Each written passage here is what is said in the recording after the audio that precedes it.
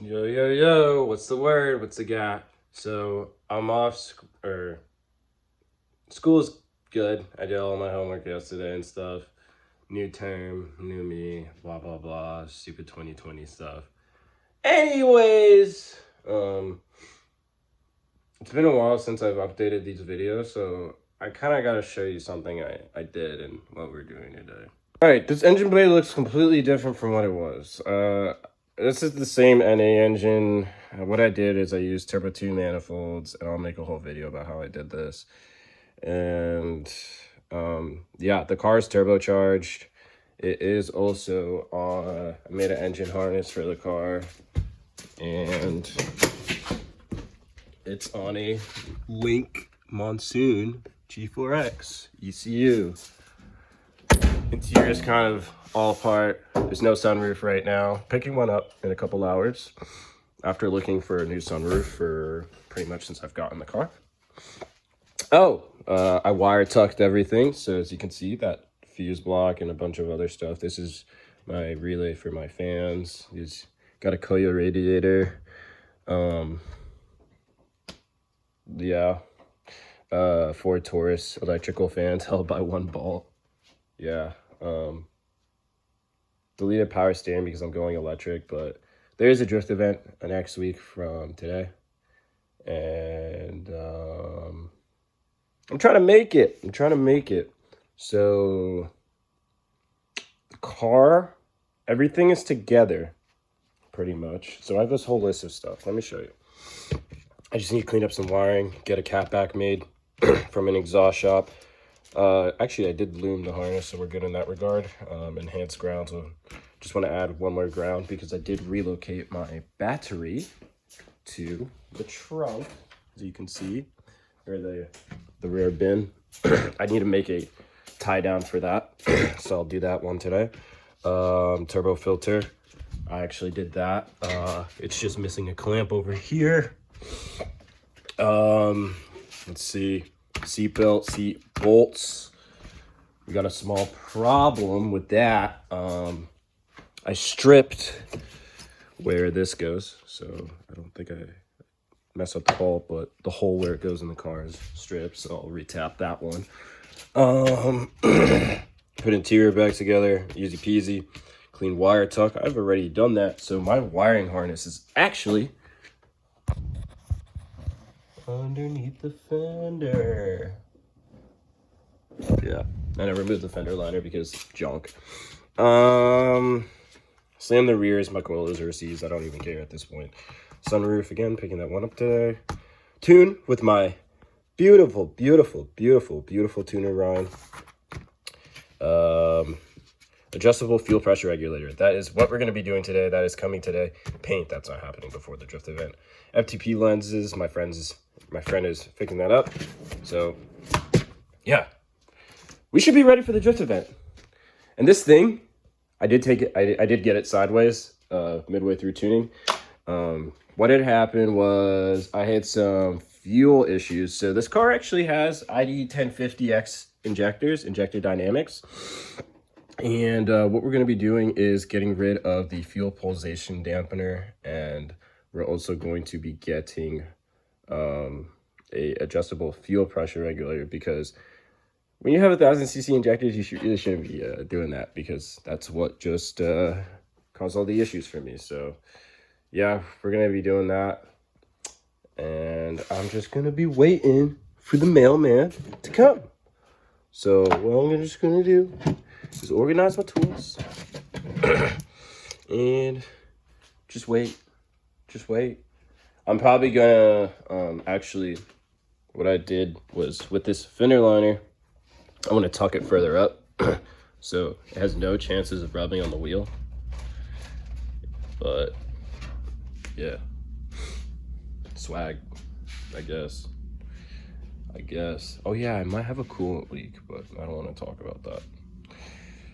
But I know for sure I can get that coolant leak resolved before the drift event, so that's rad.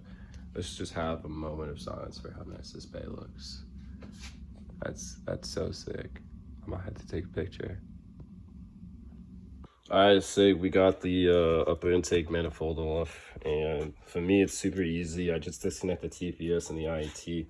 I remove the compression tube with it because if you see, I have the stock oil filler neck and it's a really tight fit, so I always like to leave it there just so I don't have any boost leaks. Remove my custom throttle cable bracket. I did the throttle body mod, so the secondary plates up front are deleted. And yeah, that's literally for this 6-port turbo setup. If you see this tape here, I need to get like a block off or make something.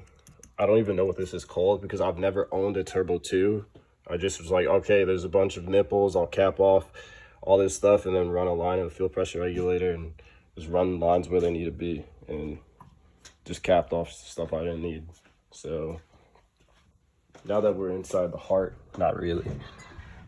We have that off. This is my custom engine harness I made. It's all tucked underneath. Not everything is like loomed up. Like I like was making it in the process of like pretty much in the process of when I got my harness and stuff. So I got the injectors afterwards, but yeah. What I'm gonna do is we're gonna be deleting. Oh, by the way, the previous owner, they put the fuel pressure regulator on the primary rail. It's supposed to be on the secondary rail, and then the pulsation dampener is all the way up here. So I don't know why. That's not how it's supposed to be. It's the fuel pressure regulator goes where the return will be. So anyways, that's gonna be fixed and out of the way. So I'm just gonna take off these ends, and I actually found something in my garage. I found this. So this is like a spacer that goes in between the primary rail. It must have fallen when I got the car. Like literally the day I got the car, I pulled off the intake manifold and I found that, so that's super awesome. So I'm gonna put that back on, and I'm just gonna overlook some stuff and just clean some stuff up here off camera. So I'll be back once I get to show you what I'm doing here. All right, the goodies came in. Gauge for the fuel pressure regulator, 20 feet of -6 AN hose, Aeromotive 1-3. I forgot the part number on this, and it doesn't even show it here. Aeromotive fuel pressure regulator,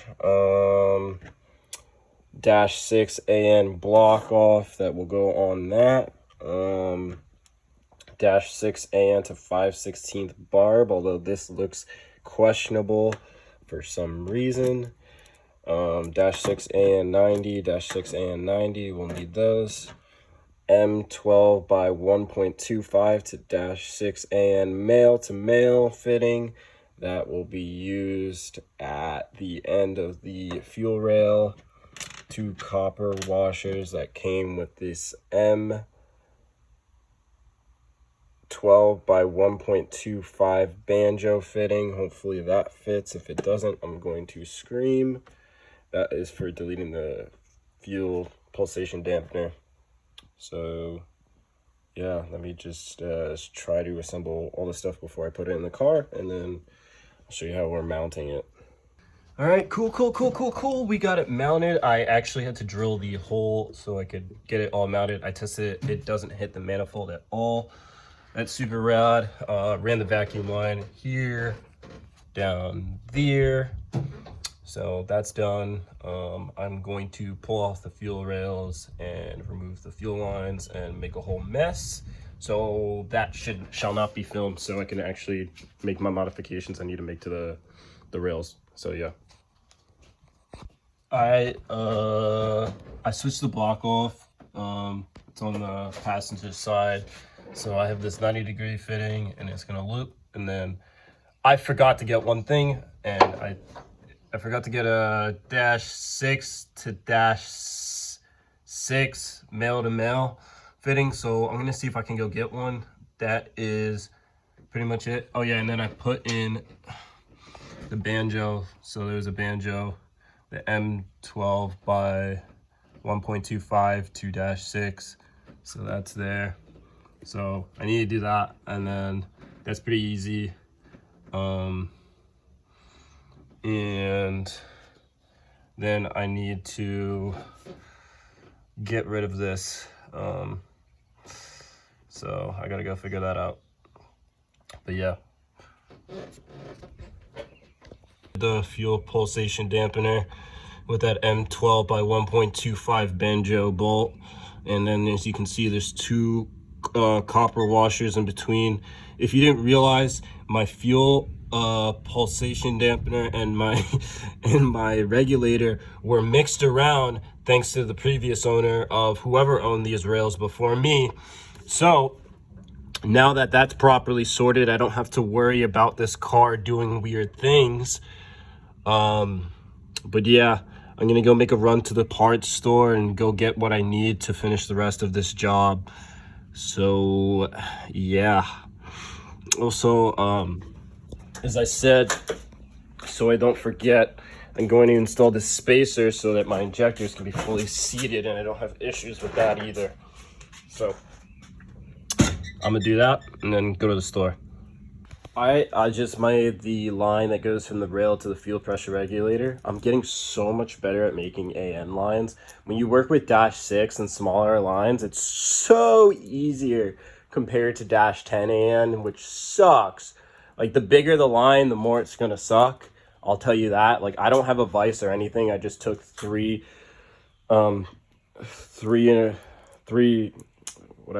quarter wrenches and works just fine, and it's not going anywhere, so that's good. I'm just gonna put it in the car and then actually go to the parts store and go get what I need before they close.